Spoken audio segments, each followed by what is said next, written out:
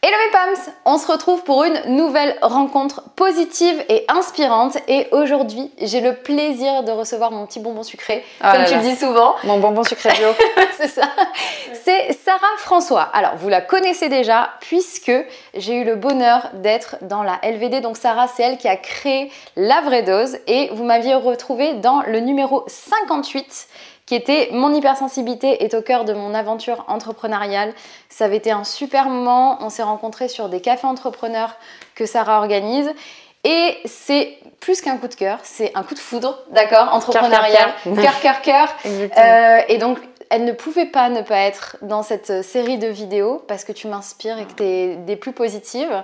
Donc Sarah, bienvenue sur ma chaîne YouTube. Merci de me recevoir. Merci la Pomme Family. C'est ça, sur YouTube exactement. aussi, Pomme Family. On passe de la LVD Family à la Pomme Family. Ouais, on aime bien construire des familles. Voilà. Des familles de gens qui s'entraident, qui sont bienveillants, qui s'apprennent des trucs. C'est ça, on partage les mêmes valeurs, donc c'était une évidence de la recevoir aujourd'hui. Il faut absolument que vous la découvriez. Et d'ailleurs, pour commencer par ça, est-ce que tu peux nous parler un petit peu de ton parcours et comment t'en es venue à créer cette newsletter / magazine La Vraie Dose?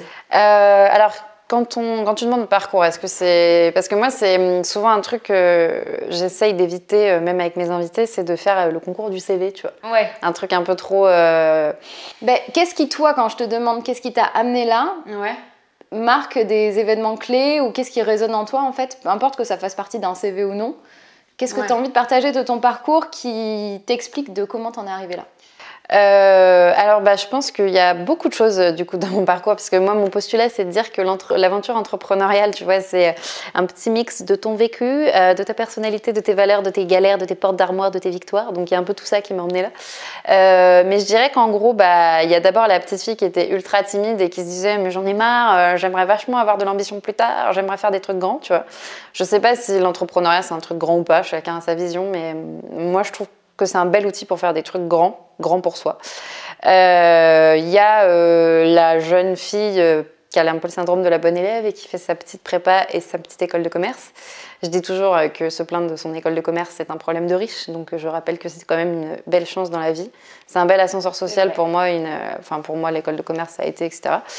Ça aussi c'est un truc tu vois, c'est pour ça que c'est compliqué la question quel est ton parcours parce que je trouve qu'on se rend jamais compte de la chance qu'on a d'avoir un parcours, tu vois. Miss France. J'adore. Mais non, mais tu vois, on se rend jamais compte et quand les gens disent ah j'ai fait une école de commerce, c'est quand même une chance. Tu vois, c'est une chance de pouvoir y accéder, c'est une chance de pouvoir ne serait-ce qu'avoir un prêt ou avoir éventuellement une famille qui te le paye. Parce que c'est pas le genre d'études que tu peux juste financer avec un petit boulot, il faut être très honnête, donc c'est pas ouvert à tout le monde, mais bref. Digression. En fait, en école de commerce, je sens qu'il y a un décalage qui s'opère. Toi-même, tu sais. Oui. Voilà. Je me dis, c'est génial parce que j'y fais les plus belles, la majeure partie des plus belles rencontres de ma vie, vraiment. Et c'est là aussi où c'est beau et où il n'y a pas tout à jeter. Il n'y a jamais rien. Rien n'est ajouté complètement, etc. dans les phases de la vie. Mais je me dis, ok, il y a un problème, les mecs sont là, ou les nanas avec leur tableur Excel, leurs finances, leurs machins. Et moi, c'est pas que ça m'intéressait pas, j'étais même pas mauvaise en fait à l'école, mais c'est juste que je me disais, donc on m'a dit, alors que tu vas faire un bac plus 5 et comme ça, tu vas faire le métier de tes rêves, et je me suis dit, où est le rêve? Genre, est-ce que c'est un rêve ça? Je suis pas sûre, ça m'a l'air un petit peu monotone, monocorde pour un rêve, tu vois. Et donc je me dis, bon, je commence à faire mes petits stages en start-up, en entrepreneuriat et tout, en me disant, je me fais la main parce que j'ai pas encore les épaules pour monter ma boîte et tout, parce que syndrome de l'imposteur, tout ça. Donc je bosse pas mal en start-up. À la fin de l'école, je fais quand même le master en entrepreneuriat, mais en fait, c'était beaucoup de gens qui faisaient le master pour rigoler, pour se divertir, tu vois, parce que papa avait dit que c'était bien pour le CV d'avoir un truc qui faisait un peu innovant. Mais peu de gens avaient la conviction entrepreneuriale que j'avais à l'intérieur de moi. Donc c'était à la fois intéressant au niveau culture G entrepreneuriale et à la fois, j'ai pas assez nourri ma fougue à ce moment-là. Mais j'avais ça en coin de tête. Je fais mon premier CDI. En gros, je gère un service client. Donc belle expérience de vie. Bien challengeante, mais belle expérience humaine aussi. Surtout quand tu es hypersensible, je pense que ça parlera à la bonne famille. C'est pas facile de se prendre des portes d'armoire dans la journée alors que toi tu veux sauver le monde et que depuis la petite section maternelle tu te dis moi ce que je veux c'est que les gens soient heureux, tu vois. Et du coup, faut pas faire service client quand on veut ça, parce que tu te dis, moi, ma boîte, elle fait tout mal. Parce qu'au service client, généralement, on t'appelle pas pour te dire que la boîte est extraordinaire et que tout s'est très bien passé et que la commande est arrivée en bonne et due forme. Donc du coup, c'est un peu frustrant psychologiquement. Et à ce moment-là, je finis par démissionner, en pensant d'abord reprendre un autre job. D'ailleurs, on dit toujours démission, machin, etc. C'était très dur pour moi. J'avais l'impression d'abandonner les gens avec lesquels je travaillais, parce que je travaillais que dans des petites boîtes. Et comme j'avais déjà l'état d'esprit entrepreneurial, j'avais conscience que quand tu es un des premiers CDI d'une boîte et que tu décides de partir, globalement, tu fous un petit peu les gens dans la complexité. Et voilà, on va dire ça comme ça pour rester sobre. Mais bon, je commence par repasser des entretiens et en fait, je me dis que ça va pas être possible, que mon heure est venue, que l'entrepreneuriat viendra à moi.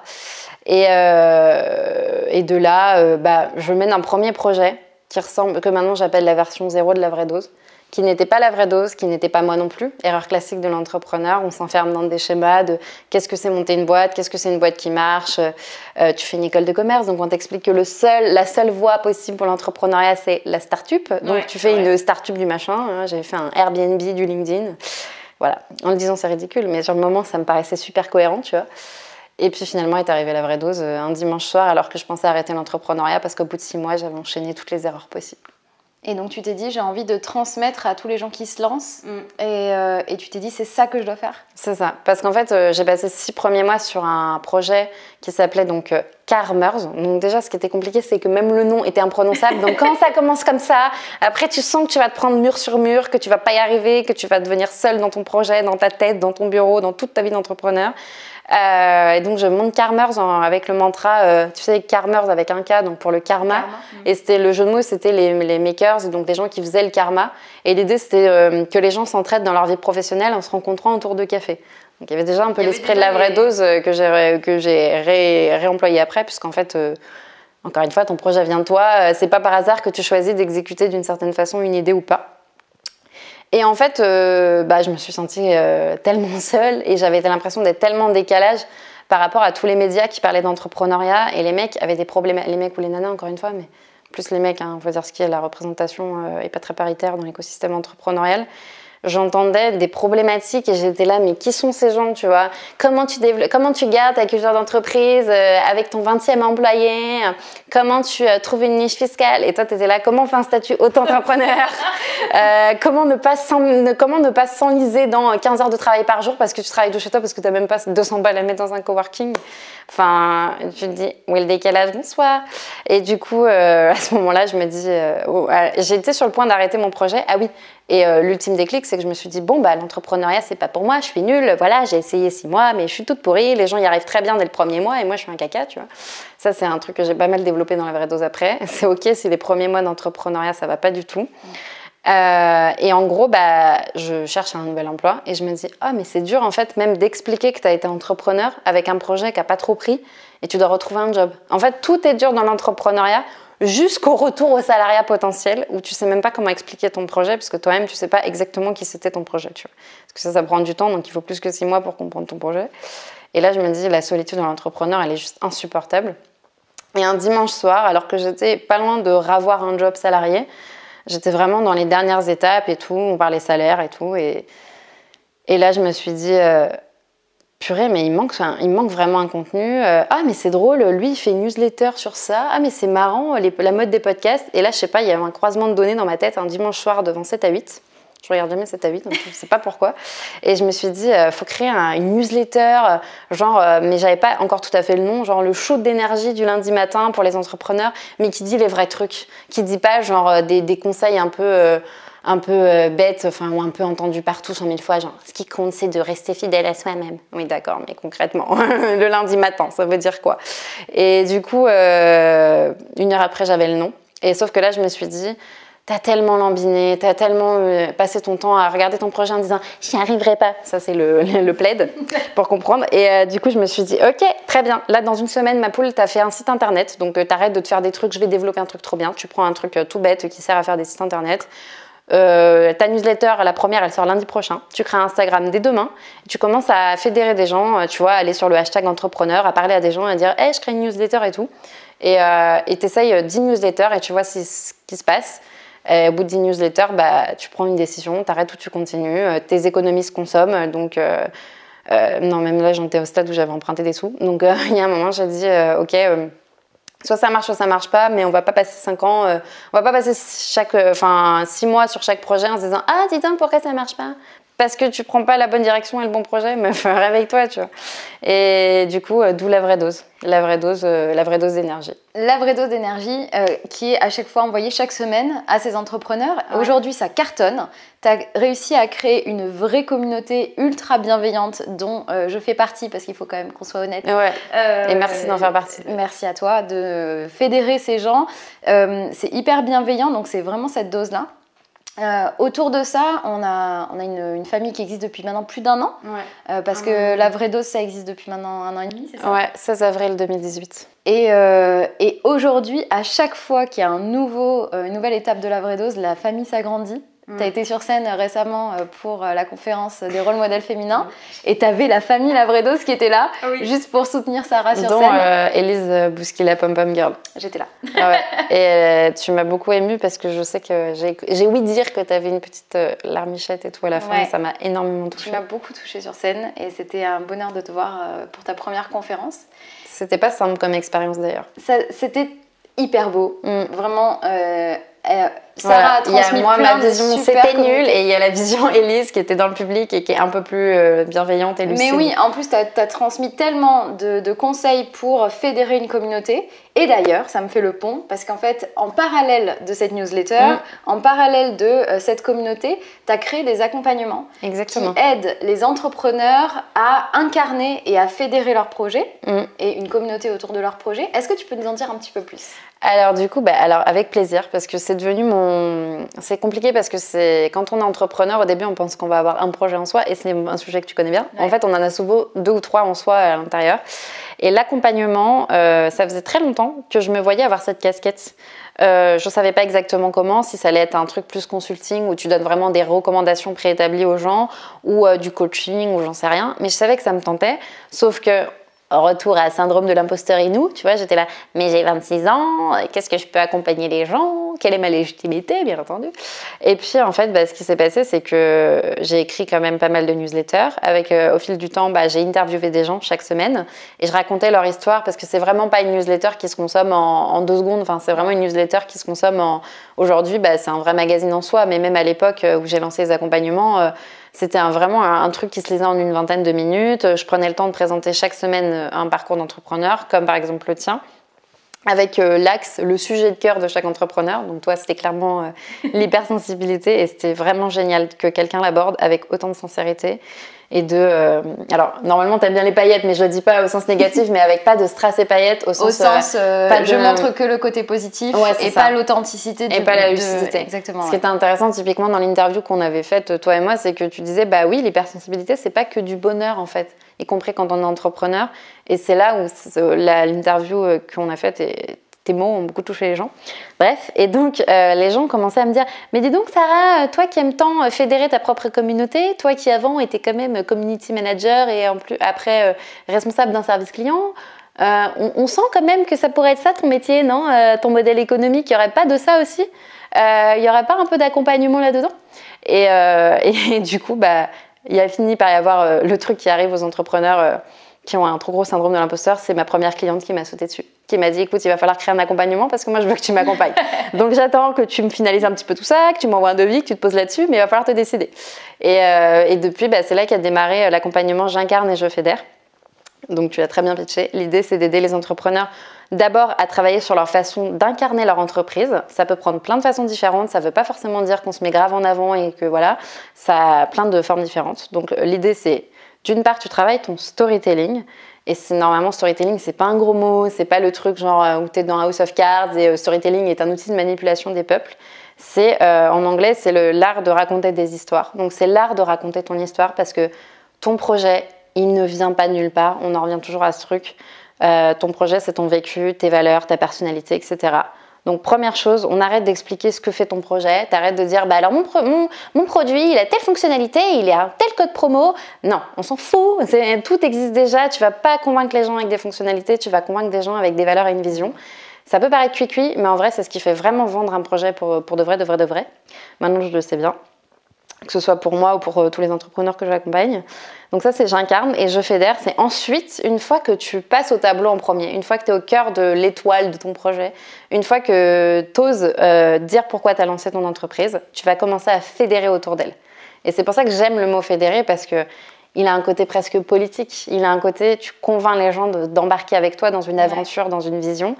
Et ça change tout. Et en fait, t'as plus des clients, t'as des ambassadeurs, t'as plus des followers sur Instagram, t'as des gens qui aiment ton projet dans la vraie vie. Et c'est ces gens-là qui vont le faire vivre, y compris économiquement, en fait. Il y a tellement de nouveaux projets, il y a tellement de campagnes de crowdfunding dans tous les sens, il y a tellement de trucs que tu ne feras pas la diff juste en disant « Bonjour, j'existe ». On s'en fout. Pourquoi t'existes? Pourquoi t'es là? À qui parle ton projet? Pour qui ça va avoir de la résonance? Et l'accompagnement a démarré, du coup, il y a 6 mois. Et là, j'en suis à la 7e entreprise / entrepreneur accompagnée. Et c'est une révélation. Et je me suis dit, grâce à Dieu, merci les dieux des entrepreneuriats de m'avoir envoyé une cliente potentielle. Parce que moi, j'aimais bien m'inventer au pire, je ferais du freelance, en ceci, cela. Et non, Sarah, fais ton métier de cœur, bon sang de bois, quoi. Et en plus, c'est comme ça que tu vas gagner des sous. Et si tu gagnes pas de sous, ton projet s'arrête. Donc, fais un effort. Concentre-toi. T'as pour moi ce vrai don. C'est-à-dire que quand vous travaillez avec Sarah, tu lui racontes ton histoire sans vraiment trop y réfléchir et tu trouves le fil conducteur, tu trouves le vrai pourquoi, tu vas trouver ce qui donne la valeur aux gens, en fait, peut-être plus que même... Des fois, tu as l'impression qu'elle te connaît mieux que toi-même, tu vois. Moi, je lui ai parlé de mon histoire, elle m'a dit oh, mais c'est tellement ça que tu fais. C'est tellement linéaire, c'est tellement limpide. Et t'incarnes toi aussi ça, parce que je pense que Sarah, c'est la reine de fédérer une communauté. Vraiment, si vous côtoyez la vraie dose, vous vous rendrez très vite compte qu'il n'y a pas des abonnés, c'est plus que ça. Et du coup, c'est ça le bonheur, c'est incarner, fédérer, et tu représentes vraiment ça, tu as ce don-là. Et justement, je me demande si ton hypersensibilité, parce que c'est un sujet dont on a beaucoup parlé toutes les deux et sur lequel on se connecte énormément, a apporté une valeur supplémentaire ou joue un rôle important dans ton aventure entrepreneuriale. Mais en fait, c'est une évidence. Et alors, c'est très Will a Pool, Will Off, l'hypersensibilité et l'entrepreneuriat. Parce que c'est grâce à l'entrepreneuriat que j'ai compris que j'étais hypersensible, que j'ai appris ce mot même. J'en ai tellement parlé dans la vraie dose d'ailleurs que mon cher cofondateur psychologique, donc compagnon, croyait que c'est moi qui avais inventé le mot. Je lui ai dit non, c'est un vrai mot, c'est un vrai truc, c'est pas que le truc de la LVD Family, c'est un truc commun aux gens comme ça. Et en fait, l'hypersensibilité, donc je l'ai découverte, je l'ai comprise grâce à l'entrepreneuriat, la mienne, la forme qu'elle a chez moi, puisque chaque hypersensibilité est singulière et tout. Il n'y a pas de code, de recette, alors je suis hypersensible si je coche les cases A1 à BD, B0, enfin ce qu'on veut. Je pense qu'il y a des piliers de l'hypersensibilité. Oui, pour moi, tu as 3 carcans qui sont vraiment des choses pour savoir si tu te... L'hyperesthésie, etc. Exactement. Mais là où je suis tout à fait d'accord, c'est comme si tu avais 3 vecteurs. Et sur ces vecteurs, chacun a des pourcentages différents. Donc tu peux être... du coup, ton hypersensibilité globale, elle est unique. Exactement. Même si elle correspond à des codes, elle s'exprime tellement différemment d'une personne à l'autre qu'elle est unique. Exactement. Typiquement, ça m'a beaucoup apaisé de voir tes contenus et on sait bien parce qu'on va passer 1 heure à se dire t'es formidable, non c'est toi, non c'est moi. Il y a trop de love, mais bon en même temps c'est bien aussi de faire des interviews où il y a du love et ça va mieux quand même. C'est beaucoup plus agréable quoi. Discussion canapé pour de vrai quoi. Ce que j'ai aimé en te connaissant, c'est que tu dis oui l'hypersensibilité c'est pas juste des gens qui chouinent. Et j'étais là mais amen, c'est exactement ça. L'hypersensibilité c'est très complexe. C'est d'ailleurs quelque chose que j'ai absolument pas fini de comprendre, d'explorer. Mais je dirais que, notamment, un des piliers de l'hypersensibilité, c'est l'hyperempathie. Ouais. Et je trouve que l'hypersensibilité m'a vraiment aidée à comprendre, en fait, à comprendre les gens, à observer, à analyser. Plus quand j'étais petite, comme je disais au début, j'étais très timide. C'est moins le cas maintenant. Après, je pense qu'on a une vraie nature et c'est ok, mais on peut aussi ne pas s'enfermer dans sa personnalité. Ouais. Donc, voilà. Mais la timidité m'a aussi bien aidée à observer mon environnement. Et je pense que timidité et hypersensibilité peuvent être très liées aussi. Parce qu'il y a un côté où toi, tu as besoin, quand tu es hypersensible, tout impacte. Tu vois, on en a parlé plein de fois dans nos conversations. C'est qu'il y a des gens, quand tu les rencontres, c'est genre ouh, oh, t'es trop content. Et il y a des gens, quand tu les rencontres, ils me font mal au ventre, quoi. Vraiment, c'est rare, mais ça m'arrive encore. C'est rare parce que maintenant, j'attire autour de mon projet des gens qui me ressemblent, parce que j'assume une ligne éditoriale. Ça aussi, ça fait partie d'incarner son projet, c'est que j'arrête de parler des sujets qui font plaisir à tout le monde et je parle des sujets qui font plaisir aux gens qui aiment mon projet et qui le font vivre. Mais c'est vrai que tu vois, cette timidité, cette hypersensibilité, ça m'a appris à m'imprégner des environnements, m'imprégner des gens. Au début, je pensais que c'était une galère pour l'entrepreneuriat parce que c'est absolument pas l'image qu'on véhicule, faut quand même le dire. Et in fine, je me rends compte que c'est ça qui fait notamment ma casquette j'ai pas le mot pour dire je fais de l'accompagnement parce que je trouve que sinon ça fait accompagnante, ça fait un peu accompagnante de colo ou accompagnatrice, donc je sais pas comment le dire, mais voilà, être la compagne de route d'entrepreneurs. T'es une forme de guide. Ouais, voilà, c'est ça, être la guide des entrepreneurs, soit de la LVD Family parce qu'ils aiment mes contenus, soit encore plus fort des gens que j'accompagne. En fait, ça aurait été proprement impossible sans tout ça. Donc, c'est trop cool, mais faut le comprendre. C'est pas simple d'apprendre à se connaître et d'apprendre à se trouver cool. Et donc, tu penses que cette hypersensibilité-là, elle te permet de mieux accompagner les gens que tu aides, mieux accompagner les entrepreneurs parce que justement, tu arrives à sentir quelque chose qui a au-delà du discours, au-delà du projet? En fait, elle m'aide à mieux accompagner les entrepreneurs qui sont dans ma cible. Ouais, c'est très important. Hyper important. Il faut avoir des gens, notamment quand tu travailles dans tous ces métiers. Moi, c'est vraiment de l'accompagnement, on va dire, à la fois, on va dire, un mélange de marketing et de développement personnel. Mais même si tu fais, je sais pas, thérapeute, bien-être ou ce que tu veux, en fait, il faut accepter que tout le monde ne pourra pas bénéficier de ton travail et c'est ok, mais c'est très dur parce que pour 1000 raisons, parce que tu te dis mais je débute mon projet, si je commence à refuser des clients ça va pas tenir, mais j'ai envie d'aider tout le monde. Il y a aussi ce truc, on ne sait pas que j'ai peur de pas gagner d'argent, il y a le truc de mais je veux sauver la terre entière. C'est ça, et en plus quand tu sens que ça apporte du bien aux gens, tu dis mais pourquoi s'arrêter, pourquoi réserver ça à pas une élite mais à une sélection. Et moi tu vois au début je me disais j'étais juste coach de vie, tu vois. Et au bout d'un moment, je me dis non, en fait, c'est pas ça. Là, ma valeur ajoutée, elle est où en priorité? Exactement. Elle est chez les hypersensibles. Et donc, il a fallu que j'accepte de dire que je peux aider tout le monde, mais je choisis d'aider en priorité les hypersensibles qui veulent reprendre la joie et se retrouver. Complètement. Mais choisir, c'est un peu renoncer, c'est aussi accepter de se dire ma cible et les gens que j'aide le plus, c'est ce type de personnes-là. Exactement. C'est une fois que tu l'as accepté, là oui, tu es pertinente. Et là oui, tu accompagnes les bonnes personnes. Et là oui, tu mets ton hypersensibilité, dans mon cas, ou tous les traits de personnalité que tu peux avoir au service de ton travail. Et ensuite de ça, comme tu disais, à force de m'imprégner des histoires, des parcours des entrepreneurs, je sais voir le discours qui m'est servi au départ, qui est un discours qui est souvent lisse, qui est souvent pas assez fidèle au génie de la personne ou au génie de son projet, parce que c'est pas toujours simple, parce qu'on a chacun nos qualités, nos défauts, tu vois, au même titre que moi je sais trouver les bons mots pour mettre en valeur un projet, je sais moins prendre la parole en public. Et j'aurais besoin d'une Élise pom-pom girl. On en parlera. Ouais, grave. Mais grave. Je pense vraiment que t'es quelqu'un de très pertinent pour ça. On a chacun notre domaine de pertinence, tu vois. Et donc, c'est ok de viser sa cible et de garder son champ de sélection, son champ de prédilection. Alors, est-ce que tu peux dire à tous les gens qui vont te découvrir ou te redécouvrir dans cette vidéo, les personnes, ta cible, les personnes que tu accompagnes le plus, ce serait qui ? Ceux qui vont plus me parler, alors déjà j'ai envie de dire qu'il faut être dans la LVD Family. C'est un peu bizarre de commencer par là. C'est pas comme ça que classiquement en marketing on commence un persona, donc un client type. Mais en fait j'ai besoin que les gens soient autant imprégnés de mon univers que moi je puisse m'imprégner du leur. J'ai besoin que les gens se disent, je me reconnais, j'ai la chance en fait à côté de ma casquette de personnes qui accompagnent, d'avoir un média. La vraie dose, donc un newsletter magazine, ce qui est formidable parce que j'ai une ligne éditoriale. Donc c'est très clair, soit tu te reconnais, soit tu te reconnais pas. Et en plus, avec le temps, j'apprends à mes clients tout le temps la phrase « cliver pour mieux fédérer », tu vois, la nouvelle version de « diviser pour mieux régner ». Ouais, et je ne la trouve jamais, cette expression. La vraie version, je la trouve plus du coup. Et du coup, je me l'applique à moi-même. J'arrête d'être la cordonnière la plus mal chaussée. Donc déjà, première chose, il faut vraiment se reconnaître dans l'univers de mon projet. Et globalement, choisir un coach, choisir un accompagnement, c'est choisir une personne. En fait, le lien de confiance fait facilement 30% du job. Donc si tu ne te reconnais pas dans la personne que tu as choisie, ça ne pourra jamais marcher. Donc ça, c'est la première chose. Donc ça, c'est le premier point de départ. aussi, je vais plutôt accompagner, donc ça va être très technique, très entrepreneurial, donc je sais pas si ça va parler à tout le monde, mais pour les entrepreneurs, ça va parler. J'accompagne plutôt des entrepreneurs qui veulent entreprendre pour un projet que entreprendre pour l'entrepreneuriat.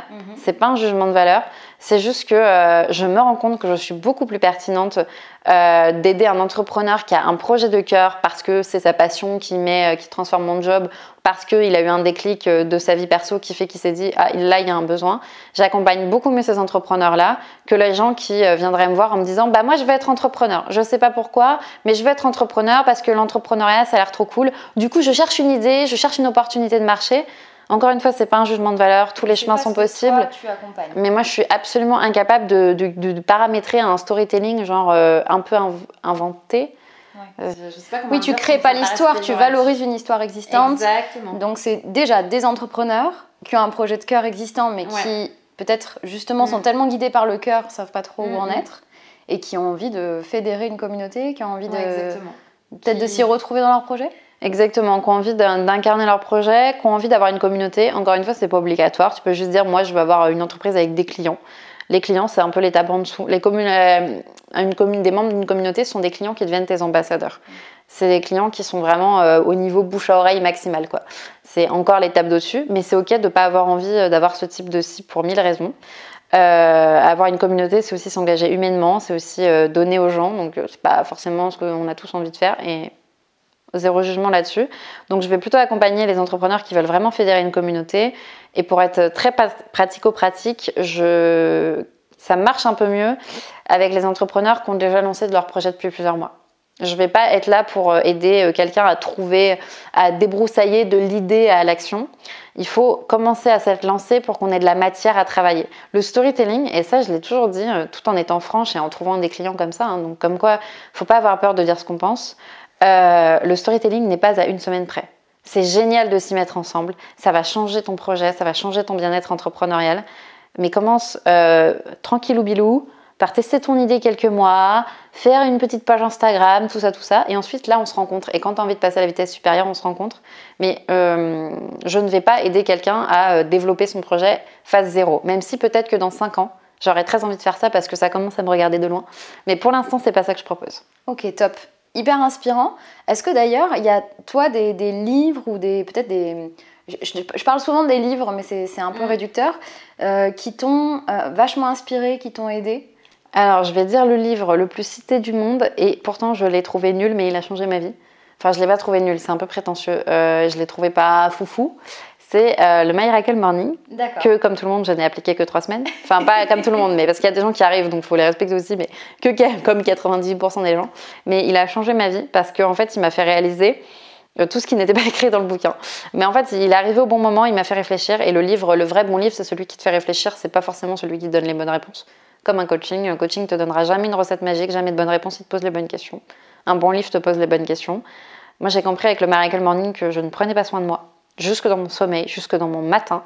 Et qu'en fait, ton matin donne le là. Et si t'es pas foutu de prendre 5 minutes pour toi, si t'es comme moi, avant toujours à partir les cheveux mouillés en mode TGV, genre t'es déjà en retard alors que ta journée elle a pas commencé, qu'il fait encore nuit, spoiler alert, ça va être une longue journée. Ça va pas être agréable, tu vas pas être bien du tout. À 17h, tu vas déjà être comme ça, là, en train de souffrir, en train de prendre ton 27e café. Aujourd'hui, j'en ai quand même pris 4, je me plaide coupable. Et on en a pris un juste voilà, pour se mettre dans un bon... D'où mon débit de parole qui est peut-être très caféiné, tu vois. Mais Miracle Morning, formidable, parce que il m'a fait comprendre qu'il fallait que j'arrête le soir d'être sur mon téléphone, comme beaucoup de gens. Qu'on fait trop, exactement, donc il est au bout de la pièce. C'est un peu triste, hein. Ça serait bien que juste je l'éteigne et que je le regarde pas, mais s'il est à côté de ma main, c'est mort. J'essaye le soir de me convaincre en me disant demain matin, tu vas y arriver, tu vas te lever tôt, t'en es pas incapable. C'est le principe des intentions dont on entend de plus en plus parler et c'est une excellente chose. J'ai découvert tout ça, notamment grâce à Miracle Morning, Instagram, tout plein de ressources. Et en fait, le lendemain matin, pareil, maintenant je prends du temps pour moi. Je fais pas du tout genre 30 minutes de journaling et 30 minutes d'écriture. Le principe, c'est de trouver ça, son matin miraculeux, individuel, singulier, tout ce que tu veux. Mais je prends le temps de prendre enfin un vrai petit-déj. Je prends le temps parfois de bouquiner un truc. Je respire. Parfois, je fais même un peu de sport. Pas beaucoup, mais un peu. Plus pour faire marcher mon corps, en fait. Ouais. Et donc, il y a ce livre. Après, j'avoue qu'il y en a plein, mais je suis plus podcast en ce moment. J'ai arrêté les livres alors que l'année dernière, j'en ai lu pas mal. Parce qu'en fait, ça m'aide pas à me calmer, justement, le soir. Ça m'aide pas de lire un livre parce que je pense tout de suite à l'entrepreneuriat, même quand je lis un roman, en fait. Ça devient problématique. C'est marrant parce que justement, moi, je sais que j'avais beaucoup de livres qui t'expliquaient le soir. Pas de livre pratique, pas de livre développement personnel qui va te mettre surtout quand vous êtes hypersensible. On en parlait sur l'insomnie récemment toutes les deux. C'est hypersensible, voilà. Après, tu as une charge mentale et tu as une suractivité mentale qui fait que bonjour les insomnies quand tu es hypersensible. Donc, souvent les gens conseillent des romans, mais je sais pas si c'est propre aux hypersensibles ou pas. C'est vrai que le roman, tu tisses tellement de liens, tu te racontes tellement d'histoires, tu fais tellement de parallèles avec ta vraie vie. Moi, je sais que c'est comme les films. Je sais pas si c'est ton cas, mais moi, les films, j'arrive pas à me dire que c'est de la fiction, tu vois, genre moi il y a quelqu'un qui meurt dans un film, je suis dévastée, la même quoi. Je veux pas spoiler, mais même un truc tout bête, mais la fin d'How I Met Your Mother n'a pas plu il y a facilement 5 ans, je ne m'en remets pas, et des fois je regarde la série, je prends un épisode au hasard qui tombe comme ça quand je vais chez mes parents, il y a une télé et tout, je suis toujours mal à l'aise, je ne peux pas. Un film qui se termine mal me met en colère. Ah mais moi tu sais que je regarde plus rien en dessous des films interdits au moins de 10 ans. C'est non, parce que je sais que ça va me bouleverser, alors sauf s'il y a vraiment un intérêt hyper particulier, mais en général c'est aussi apprendre à respecter comment tu fonctionnes, et on parlait ça pour le matin. Moi c'est marrant parce que le Miracle Morning je l'ai pas lu parce qu'en fait moi je suis absolument pas du matin et que j'ai juste cherché les bons conseils de ce truc, et qu'en fait du coup je m'applique plutôt une night routine quoi, pour le coup, parce que c'est aussi se dire... t'as cette pression de l'entrepreneur qui se lève tôt, qui fait du sport et machin et tout. Peut-être t'es juste pas du matin, et en fait ta période d'activité t'es du 10h, 2h du matin, et t'es pas quelqu'un qui a se lever 5h, et c'est un coup à faire un burn-out de l'entrepreneur parce que tu t'écoutes pas. Et ce qui est cool, c'est que toi t'as pris que le meilleur de ça en te disant qu'est-ce qui moi me correspond et me fait du bien quoi. Typiquement quand j'ai lu Miracle Morning, moi j'appelais ça evening routine ou night routine, pareil, mais c'est vrai que c'est sur ça que j'ai travaillé aussi, en me disant qu'est-ce que je peux changer dans ma soirée. Et c'est vrai que par contre je suis comme toi, il s'avère que le soir d'un coup j'ai des pics comme ça, j'ai des pics. J'avoue que le matin je suis un peu plus molle du popotin, mais moi j'ai pas, c'est drôle parce qu'on a la même problématique de base et puis on l'a pas prise de la même façon. C'est que moi je me suis dit ah bon quand même, je me mets des rendez-vous tôt le matin pour me réveiller. Donc moi j'ai choisi toi t'as choisi la carotte, moi j'ai choisi le bâton, mais ça marche bien quand même parce que j'aime bien rencontrer quelqu'un le matin, ça me met dans une bonne énergie. Et c'est vrai que typiquement, prendre soin de son soir, c'est ok, mais c'est ok en fait tu vois, je trouve qu'il y a t'as raison, il y a cette mode, les gens ils sont tout contents de poster leur story Insta à 5h30 du mat, mais peut-être qu'ils arrêtent de bosser à 17h, on s'en fout. Street workout, dehors, dans le froid et tout. Non, moi c'est pas possible. nous on est team plaid et chocolat chaud quoi. Mais complètement. Moi je suis pas... voilà. Mais en fait, tu me fais bien d'en parler parce que on dit toujours l'entrepreneuriat amène au développement personnel, mais l'entrepreneuriat peut amener à la dévalorisation personnelle aussi. Ouais, c'est vrai. Parce qu'il y a tellement de carcans, de portraits robots de l'entrepreneur, de robopreneur, faut faire ça comme ça, faut avoir ton business qui avance à ce rythme-là, faut faire tel chiffre d'affaires, faut avoir tel rapport à l'argent, tel rapport au temps, faut tout bien faire et nanana. Et en fait, tu passes ta fin de journée, surtout quand tu es comme moi avec une activité qui nécessite de beaucoup communiquer, vu que je fédère des clients, je suis tout le temps sur les réseaux sociaux. Les réseaux sociaux peuvent être tes BFF comme tes pires ennemis. Et au début de l'entrepreneuriat, tu te fais piéger par 1 million de choses. Et à contrario, tu te fais aussi piéger par les gens qui te disent toujours en train de travailler à 23h30. Mais en fait, ces gens, après, quand tu les rencontres dans la vraie vie, ils se lèvent à 11h. Enfin, oui, ils commencent à travailler à 11h. Et c'est ok. Mais ça veut dire que sauf que toi, t'es là genre mais tu te rends compte, elle a bossé de 8h à 23h. Mais pas du tout, Sarah. T'en sais rien, ça se trouve. Ouais, et puis c'est un truc d'efficacité. J'avais ça quand j'étais dans le salariat. Tu sais, des gens qui arrivaient avant toi et qui partaient après toi. Et tu disais, mais putain, les gens, ils ont pas de vie et tout. 1, ils ont pas de vie et c'est pas forcément cool. 2, ils peuvent faire des pauses café-clope toute la journée et puis juste peut-être abattre un tiers de ton travail que tu vas faire en plus réduit. Et peut-être que tu mènes des actions beaucoup plus ciblées, beaucoup plus 20-80 et t'es mieux organisé. Et en plus, ok, pourquoi on fait de l'entrepreneuriat? C'est pas pour revivre les mêmes carcans que dans le salariat et la norme, etc. Et c'est hyper dur de s'en détacher, mais c'est un travail régulier. Quand ça arrive, ça fait du bien. Et on parle beaucoup d'hypersensibilité, mais surtout quand t'es hypersensible, je pense, c'est pas pour se retaper un burn-out derrière par la pression de mais un tel, t'as vu comme elle avance vite et tout. Moi, mon succès en 6 mois parce que. Oh là là. Mais en plus, il y a vraiment un message que je veux faire passer. C'est un vrai truc que j'ai compris. En fait, on ne sait pas. J'ai carrément regard caméra, tu vois. Oui, c'est important. C'est important. C'est le moment. On ne sait pas ce qui se passe dans la vie entrepreneuriale des gens. On ne le sait pas. Et pour avoir rencontré beaucoup d'entrepreneurs dans la vraie vie, à la base parce que j'aime rencontrer les gens, on ne sait pas ce qui se passe. Et très globalement, les gens n'avancent absolument pas plus vite. Les gens ont plein de galères. Des gens qui ont l'air d'avoir... les gens mettent... c'est aussi la communication qui fait que... et ça, je jette pas la pierre. Moi, j'ai la chance, entre guillemets, d'avoir un projet où je peux avoir une ligne éditoriale sincère et parler des galères dans l'entrepreneuriat. Tout le monde ne le fait pas et c'est OK. Mais les gens vont parler que des bons moments. Les gens vont parler que des pics. Typiquement, encore même un truc, c'est typiquement sur les réseaux sociaux quand t'es entrepreneur, c'est faut que je crée du contenu, faut que je crée des posts, faut que je sois présent tout le temps. Et en fait, tu te dis oh là là, mais elle a encore posté une story. Mais en fait, les jours où les gens que tu regardes de loin prétendument, les jours où ils postent pas de story, tu t'en rends même pas compte. En fait, on ne se rend pas compte des galères des gens, déjà parce qu'on ne les voit pas, parce qu'on idéalise toujours la vie des autres. Hein. C'est la vieille expression l'herbe est plus verte de l'autre côté, enfin ailleurs quoi. Chez le voisin, je sais plus. Déjà, il y a ça. Et les gens vont forcément, et ce qui est OK et normal, enfin, on n'est pas dans l'obligation de raconter toutes ces vulnérabilités non plus, vont raconter que les bons moments. Il y a quelque chose dont je vous ai déjà beaucoup parlé sur cette chaîne et dans mes accompagnements et qu'on a déjà évoqué toutes les deux, c'est il faut arrêter de comparer la vitrine des autres à ton garage. Ouais, d'accord ? C'est vraiment... toi, tu connais tout le bordel de ta maison et tu présentes en vitrine, toi aussi, certains trucs. Sauf que toi, tu sais ce qu'il y a dans le grenier, tu connais ce qu'il y a sous le tapis, etc. Et tu compares tout ce que tu connais, même les pires recoins, à juste la vitrine des autres. Et en fait, c'est là où tu te dis, c'est hyper malsain. Et en prendre conscience, déjà, ça fait du bien en te disant non, mais tu vois qu'une partie de la vie des gens. Et déjà, des fois, tu les rencontres et ils te parlent de trucs beaucoup plus perso, etc. Et je pense que c'est une super valeur de la vraie dose parce que c'est un des rares médias où les gens vont un peu parler de leur arrière-boutique. Là encore, faut être prudent. Oui, il n'y a pas d'obligation d'en dire trop. Et même moi, je protège mes invités. Par exemple, je parle très peu de la vie privée parce que je parle peu de la mienne. Typiquement, je dis jamais le prénom de mon fameux cofondateur psychologique, pas de photo de ma vie privée. Ouais. C'est pas un jugement par rapport aux gens qui le font, c'est que moi, je sais que je suis hypersensible et que ma barrière, elle est très très basse parce que je trouve les gens intrusifs très vite, étonnamment. Alors que je parle beaucoup de moi dans mon projet, de mes vulnérabilités, les gens sont souvent intrusifs sans le vouloir. Et il faut aussi se protéger. Mais c'est important de parler de ces vulnérabilités parce que c'est comme ça qu'on fédère les gens et tout. Mais il faut savoir quelle échelle de vulnérabilité tu veux donner. Et c'est OK de pas tout dire. Il n'y a aucun devoir de révélation à 100%. C'est pas parce que, et c'est génial, on est dans l'ère de l'authenticité, c'est ce que je défends avec mon projet, qu'on est obligé de tout dire non plus. C'est OK. Et si tu as une vulnérabilité, même entrepreneuriale à un instant T, tu te dis « Oh, ce serait bien que j'en parle, c'est important, je suis entrepreneur, ça fait partie du chemin. » Mais tu n'as pas envie d'en parler aujourd'hui, ça ne t'appartient. Et c'est vraiment pas une obligation légale.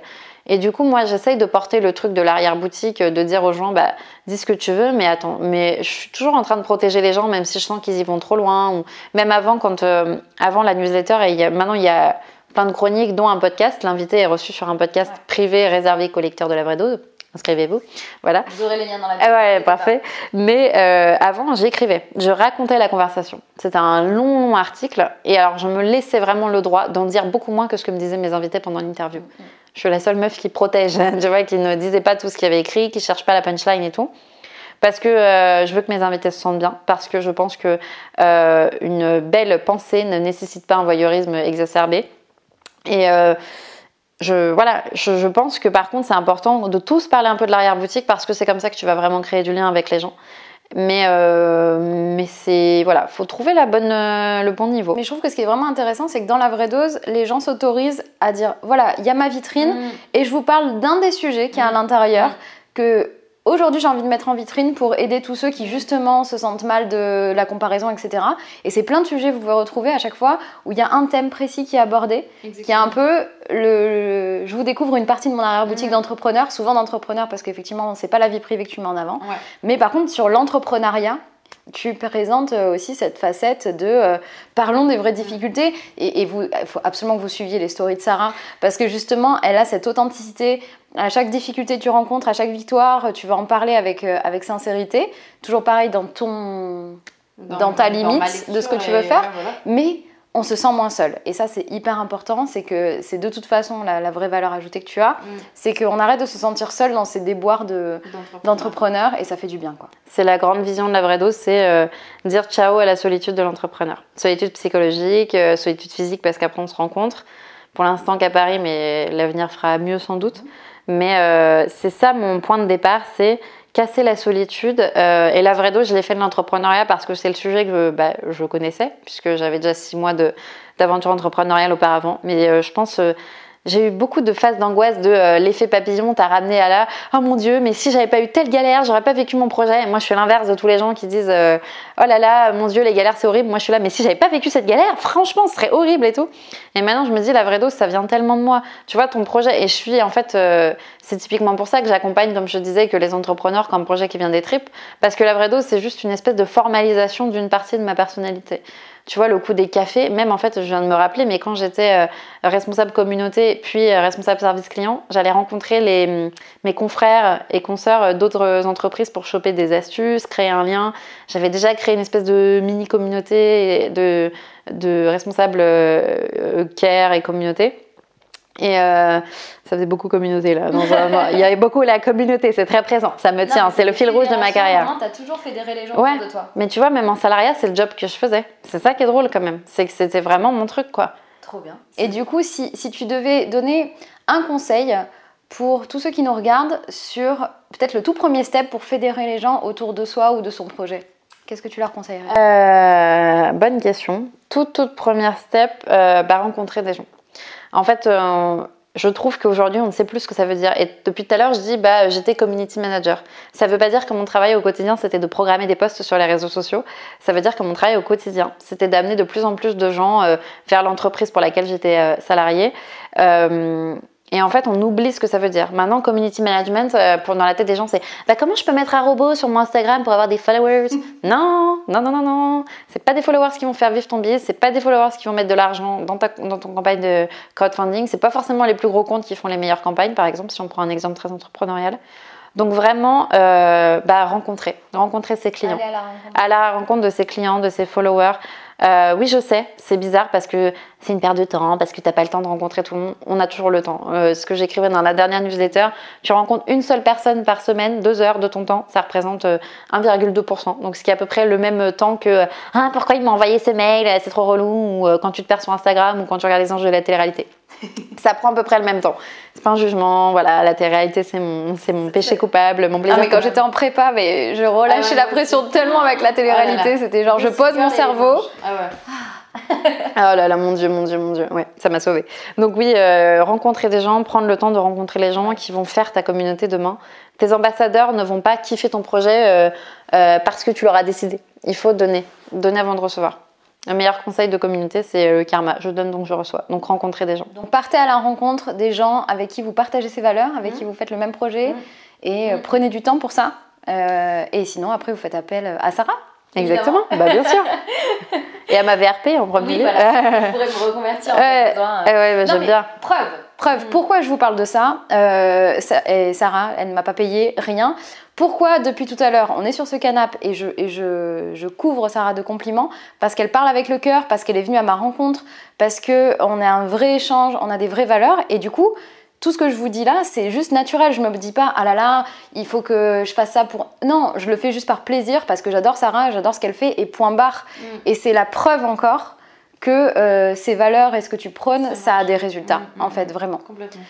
Merci pour ce moment. C'est pas complètement fini, mais vraiment, on pourrait parler des heures. Je voudrais savoir si tu avais une personne à me conseiller. À recevoir là? Ah ouais, une personnalité positive et inspirante. Ce serait qui pour toi? J'aurais dit les Pom Pom Girl. C'est trop marrant, mais oui, parce qui positive et inspirante? En ce moment, je te recommande grave. Oh, mais c'est hyper dur. J'ai beaucoup trop de gens. J'ai 10 personnes à te conseiller, quoi. Ah, c'est dur comme question. Hein. C'est dur. Mais après, ça peut être n'importe qui. Là, si je te dis quelqu'un qui t'inspire, c'est qui la première personne qui te vient en tête? Putain, mais il y a beaucoup de gens qui m'inspirent en fait. Je m'inspire pas d'une personne. C'est ça, c'est compliqué. Mais t'en as une qui te traverse l'esprit, sans qu'elle soit mieux que les autres, peut-être celle qui aujourd'hui, à l'instant T où on tourne cette vidéo. T'as compris mon rapport difficile à cette question, j'ai l'impression que je vais trahir tous les gens qui m'inspirent. Absolument pas, je te mets à l'aise. Moi, il y a des milliers de personnes qui m'inspirent, et si tu me le dis aujourd'hui, je vais te répondre un truc et je vais rentrer chez moi, je vais me dire ah ouais, mais pourtant il y a machin et il y a machin.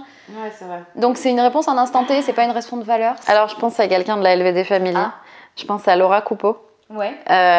Parce que je pense que typiquement dans ce que tu promeus, dans ce que tu véhicules, elle s'inscrirait très bien. Donc Laura Coupeau, c'est une créatrice de broches insolentes. D'accord. Non, je les ai pas là, mais je les ai là. On est au siège social de La Vraie Dose, j'aurais pu les trouver. Elle a un parcours de vie très beau. On en a parlé dans La Vraie Dose d'ailleurs. Et c'était mon invitée de rentrée parce que c'était important pour moi de la recevoir. Et elle est une des premières personnes, et là au moment où on enregistre ça, hier c'était la journée internationale de la santé mentale. Tout à fait, ouais. Et elle est une des premières personnes à en parler librement. Et elle, typiquement, sur incarner son projet, expliquer pourquoi ton projet vient de tes tripes, elle est géniale.